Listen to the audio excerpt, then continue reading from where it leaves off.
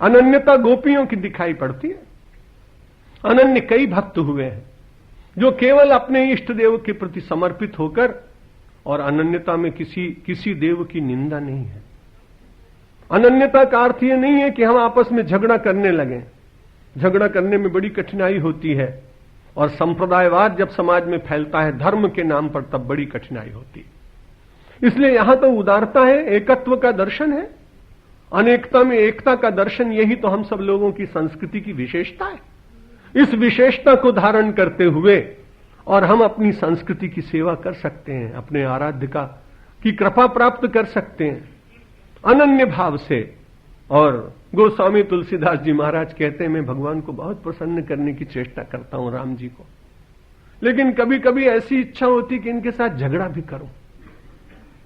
और उन्होंने कहा कि बने तो रघुबर से बने और बिगड़े तो भरपूर, तुलसी जग के बने परे जगत की धूर। दोहावली का बड़ा सुंदर दोहा है। गोस्वामी तुलसीदास जी ने कहा कि मैं तो उन्हीं को प्रसन्न करने की चेष्टा करता हूं जो मेरे आराध्य, लेकिन कभी ऐसा ही हो जाए कि झगड़ा ही करना पड़े तो झगड़ा मैं करूंगा अपने आराध्य के साथ में। पांचाली ने किया था। द्रौपदी ने जब उसका वस्त्र हरण होने लगा तो भगवान के साथ बहुत लड़ी है। आपने वो प्रसंग सुना होगा।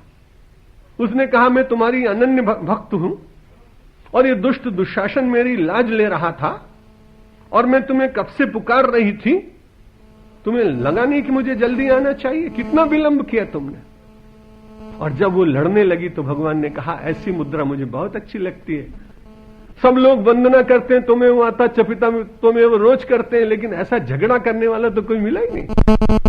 मुझे बड़ा अच्छा लग रहा है तुम्हारी ये मुख मुद्रा, तुम्हारा ये स्वरूप। भगवान जरा भी अप्रसन्न नहीं हुए, क्रोधाविष्ट नहीं हुए। उन्होंने कहा, द्रौपदी अब तो तेरा गुस्सा शांत कर, क्योंकि तेरी लाज नहीं गई, बच गई। लेकिन उन्होंने पूछा, तुमने इतनी देर की क्यों? जवाब दो मुझे, आज जवाब तलब कर रही है वो। भगवान ने कहा, तुम्हें तुझे बताऊं मेरे आने में क्यों देर हुई?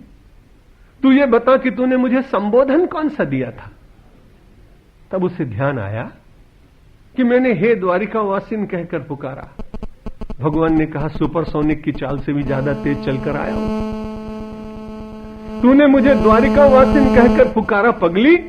मैं तुझसे पूछता हूं कि संबोधन तूने ये क्यों नहीं दिया?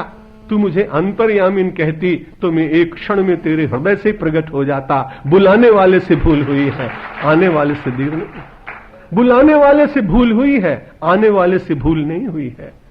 ये द्रौपदी की अनन्यता है परमात्मा के प्रति। जहां वो अनन्य भाव से उसको पुकारती, उनको पुकारती, भगवान प्रकट होते हैं।